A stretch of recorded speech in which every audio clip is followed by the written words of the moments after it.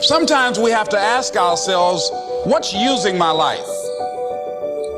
Heard a guy give a lecture one time that says, we are today what we were when. And he was talking about the fact that we, to a great extent, behave, think, react because of some previous experience that we've had.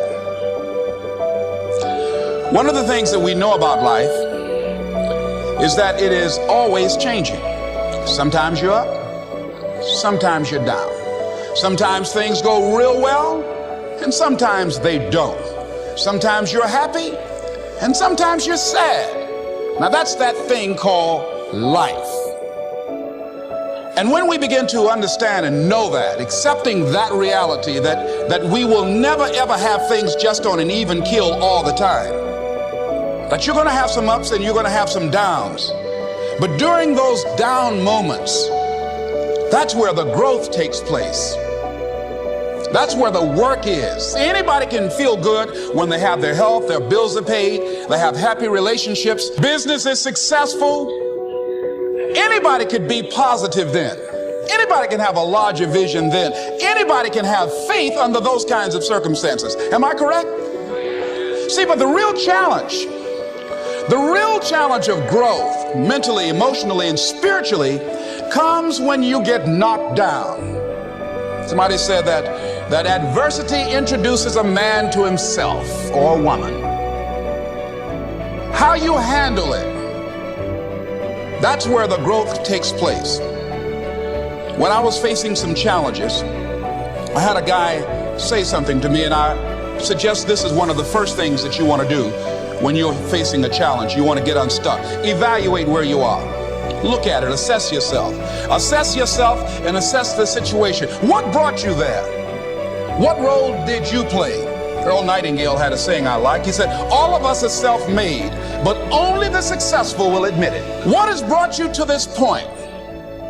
What did you learn from it? Are you learning anything, or are you doing it over and over and over again? Somebody said that insanity is doing the same thing in the same way, expecting a different outcome. Are you going through it, or are you growing through it? Are you bigger and better because of it? Because it's not going to leave you until you grow through it.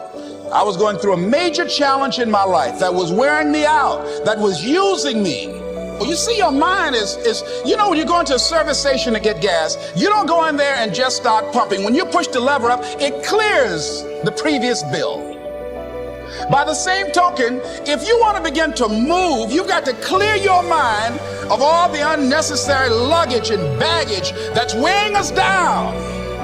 I couldn't move, I couldn't think about what am I going to do to get out of this situation, because I was so concerned about what happened and what he did to me and how bad it was. I was so stuck in that I couldn't even focus on what I should have done. Feeling sorry for myself and angry, and none of that was taking me anywhere. So pretty soon I learned through effort, made a conscious, deliberate, determined effort. I had to let it go. I had to forgive it. Let it go and begin to focus on developing myself. And I say to you, you're going to have people to do things to you. Things are going to happen to you. And the most important thing to do is to harness your will and let it go and move so you can grow, so you can get on with your life. It doesn't matter about what happens to you. What matters is, what are you going to do about it?